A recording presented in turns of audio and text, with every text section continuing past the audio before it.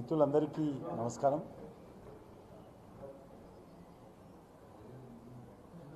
సరేనా?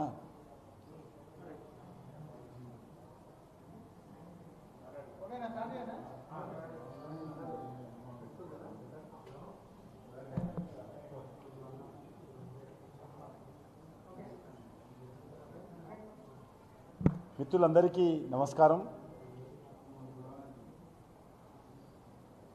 తెలంగాణ ముఖ్యమంత్రి శ్రీ రేవంత్ రెడ్డి గారు కాంగ్రెస్ పార్టీ ఎన్నికల ప్రచారానికి కేరళ రాష్ట్రానికి వెళ్ళారు. మాకు ఏ రకమైనటువంటి అభ్యంతరం లేదు. వాళ్ళ పార్టీ కోసం ఏ రాష్ట్రానికైనా వెళ్ళవచ్చు. కానీ ఆయన ఎన్నికల ప్రచారంలో మాట్లాడుతూ మేము 6 గ్యారెంటీలు అమలు చేశాము, కావాలంటే కేరళకు సంబంధించినటువంటి వాళ్ళు తెలంగాణ రాష్ట్రానికి వచ్చి చూడాలని చెప్పారు. మరి ఈ రకంగా పచ్చి మోసాలను, పచ్చి అబద్ధాలను అమలు చేయనటువంటి అనేక కార్యక్రమాలను అమలు చేసినట్టు ప్రచారం చేయడంలో మరి కాంగ్రెస్ పార్టీ మించినటువంటి వాళ్ళు ఎవరు లేరు. ఈ రకంగా ఇచ్చినటువంటి 6 గ్యారెంటీలు పూర్తిగా తెలంగాణ రాష్ట్రంలో వైఫల్యం చెంది విఫలం చెంది ఏ పథకం కూడా సమర్థవంతంగా అమలు చేయకుండా కేరళ రాష్ట్రానికి వెళ్ళి రండి చూడండి అని చెప్పి ధైర్యంగా చెప్పడం ఏదైతున్నదో మోసం చేయడంలో ఎంత ధైర్యం ఉందో అర్థం చేసుకోవచ్చు. నేను ఒక్కటే అడుగుతా ఉన్నాను, తెలంగాణలో ఉన్నటువంటి రాష్ట్రంలో ఉన్నటువంటి మహిళలందరికీ నెలకు 2500 ఇస్తామన్నాం కదా, వాళ్ళందరిని వచ్చి కలవమంటుండా కేరళ రాష్ట్రం అడుగుతున్నాను. పెన్షన్స్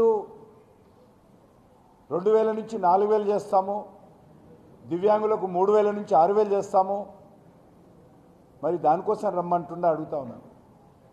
దళితులకు ప్రతి కుటుంబానికి 12 లక్షలు ఇస్తామని చెప్పారు.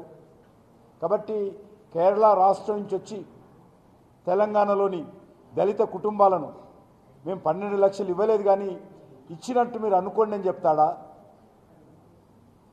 మేము ఈరోజు బీసీలకు 1,00,000 కోట్లు కేటాయిస్తామని చెప్పి హామీ ఇచ్చాడు. 2 సంవత్సరాలైనా మేము సంవత్సరానికి ఇవ్వాల్సినటువంటి 20,000 కోట్ల రూపాయలు ఇవ్వలేదని ఈరోజు కేరళ వాళ్ళకి చెప్తారా ముఖ్యమంత్రి? చూపిస్తారా? ఈరోజు చెప్పాల్సినటువంటి అవసరం ఉంది. ఎవరైనా ఏదైనా అమలు చేయలేకపోతే మరి అమలు చేసినట్టు చూపించేటువంటి ప్రయత్నం చేయడం ఏందో ఇది మరింత మోసం. అమలు చేయకపోవడం ఒక మోసం అయితే, అమలు చేస్తామని చెప్పి మభ్యపెట్టడము, అబద్ధాలు మాట్లాడము, తప్పుడు ప్రచారం చేయడము అది మరింత దగా మోసం. అది మహామోసం. అది ఈరోజు తెలంగాణ రాష్ట్రంలో ఆడపిల్లలకు ఇచ్చినటువంటి హామీలు ఏమైనాయి? తులం బంగారం ఎక్కడ పోయింది? అమ్మాయిలకు స్కూటర్ ఎక్కడ పోయింది? మరి ఈరోజు నిరుద్యోగ యువతకు 2 లక్షల ఉద్యోగాలు ఎక్కడ పోయినాయి? నిరుద్యోగ యువతకు నెలకు 4,000 రూపాయల ఆర్థిక సాయం ఎక్కడ పోయింది? నిరుద్యోగ భృతి. ఈరోజు 6 గ్యారంటీస్ అమలు చేశామని చెప్పడం ఏదైతున్నదో ఇంతకంటే ఈ దేశాబ్దంలో ఇంతకంటే మోసము అబద్ధం ఇంకోటి ఉండదు. నేను కేరళ ప్రజలకు విజ్ఞప్తి చేస్తా ఉన్నాను,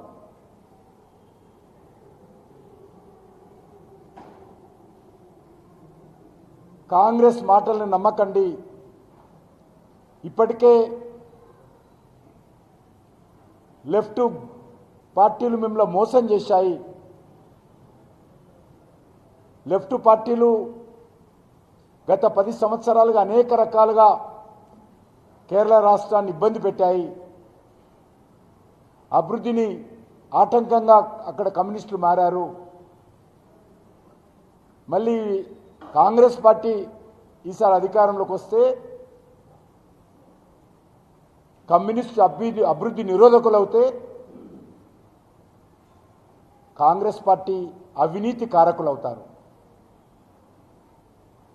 కాబట్టి కేరళలో రేవంత్ రెడ్డి మాట ఎవరు వినరనుకోండి, ఎవరు లెక్క పెట్టరు. పొరపాటున ఏ ఒక్కరు కూడా రేవంత్ రెడ్డి గారు ఇచ్చినటువంటి మాటలను కానీ ఏమాత్రం నమ్మకండి. ఎందుకంటే రేవంత్ రెడ్డి ఎందుకు వెళ్ళాడో మనకు తెలుసు.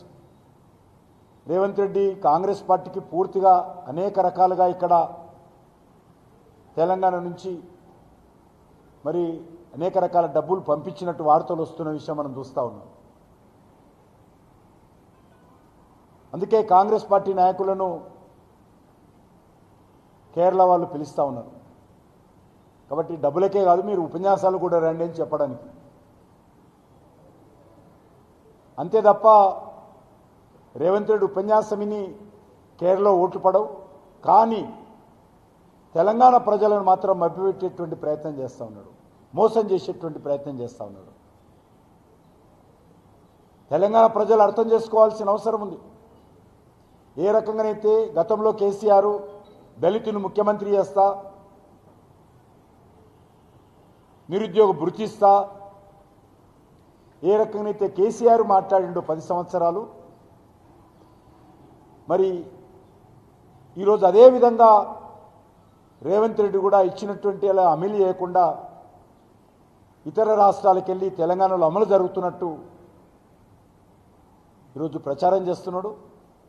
రేపు భవిష్యత్తులో జరిగేటువంటి తెలంగాణలో కూడా ఇదే విధంగా మొండిగా రేవంత్ రెడ్డి మాట్లాడతాడు. తాను పట్టిన కుందేలకు 3 కాళ్ళు అనే విధంగా మాట్లాడతాడు. అమలు జరగకుండానే అమలు జరిగిందని అనుకోండి. ఆహానా పెళ్ళంట స్వర్గీయ కోట శ్రీనివాసరావు గారు ఇంటికి పిలిచి అందరినీ చికెన్ మటన్ పెడతా, చికెన్ బిర్యానీ పెడతా అని చెప్పి గుమ్మానికి కోడి కట్టి అది కోసి మీకు వంట చేసి చికెన్ బిర్యానీ పెట్టిన అనుకోండి, జింజర్ చికెన్ పెట్టిన అనుకోండి, చికెన్ 65 పెట్టిన అనుకోండి, చికెన్ కర్రీ పెట్టిన అనుకోండి అని ఏ రకమైతే సినిమాలు చెప్పాడో రేవంత్ రెడ్డి గారు కూడా ఏ పథకాలు అమలు చేయకుండానే అమలు జరిగినట్టు అనుకోండి. ఈరోజు కేరళ మాట్లాడినట్టే రేపు తెలంగాణలో కూడా మాట్లాడే ప్రమాదం ఉంది. కాబట్టి తెలంగాణ ప్రజలు అర్థం చేసుకోవాల్సిందిగా కోరుతా ఉన్నాను.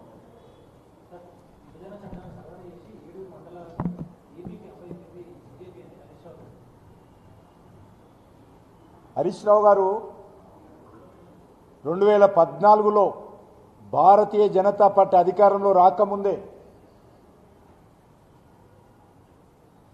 మీరు ఒక మేనిఫెస్టో పెట్టారు. ఒక్కసారి ఆ మేనిఫెస్టో ఉపద్ఘాతంలో చదవండి. కాంగ్రెస్ పార్టీ ప్రభుత్వము అన్యాయంగా భద్రాచలం ముంపు ప్రాంతాలన్నీ కూడా ఆంధ్రాకు దారదత్తం చేసింది అని చెప్పి రాశారు. అంతేకాదు విభజన చట్టంలో చాలా స్పష్టంగా ఆంధ్రకు ఇవ్వాలని చట్టంలో పొందుపరిచారు. మీరు విభజన చట్టం అమలు చేయాలనుకున్నప్పుడు, ఆంధ్ర తెలంగాణ విడిపోయినప్పుడు విభజన చట్టంలో ఉన్నటువంటి అనేక అంశాలు చేయడానికి అవకాశం ఉన్నటువంటి అన్ని అంశాలు చేశారు తప్ప అది భారతీయ జనతా పార్టీయో కేంద్ర ప్రభుత్వమో నరేంద్ర మోడీ గారి నిర్ణయం కాదు. మీరు ఏ సోనియా గాంధీ గారి ఇంటికెళ్ళి ఆమెకు ధన్యవాదాల పేరు మీద ఆమెను కలిశారో సకుటుంబ సపరివారంగా పోయి, ఆ సోనియా గాంధీ గారే, ఆ కాంగ్రెస్ పార్టీయే, ఆ యూపీఏ ప్రభుత్వమే తెలంగాణ మండలాలను తెలంగాణ గ్రామాలను ఆంధ్రకు రాష్ట్రానికి మళ్లించే విధంగా చట్టం చేసిన విషయాన్ని మరి బీఆర్ఎస్ నాయకులకు అర్థం కాకపోతే మేమేం చేయలేము.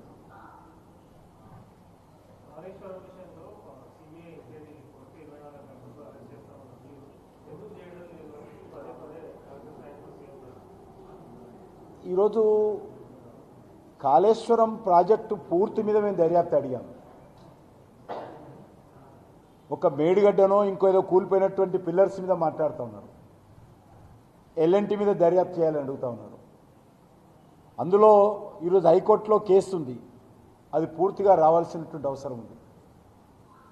కాబట్టి ఈరోజు ఏ రకంగా ఉందంటే కాంగ్రెస్ పార్టీ వ్యవహారము, మీరు ఎన్నికల ప్రచారంలో ఏ అసెంబ్లీకి వెళ్ళినా కూడా ఆయా అసెంబ్లీలో ఉన్నటువంటి ఎమ్మెల్యేల మీద ఛార్జ్షీట్ పెట్టి, ఆయా అసెంబ్లీలో ఎవరైనా మంత్రులు ప్రాతినిధ్యం వహిస్తే మంత్రుల మీద ఛార్జ్షీట్లు పెట్టి, ముఖ్యమంత్రి కుటుంబం మీద అనేక రకాల ఆరోపణలు చేసి ఆ రోజు కాంగ్రెస్ పార్టీ అధికారంలోకి వస్తే మేమందరినీ జైల్లో పెడతాము, 1,00,000 కోట్లు వసూలు చేస్తాము. ఎవరు చెప్పారు?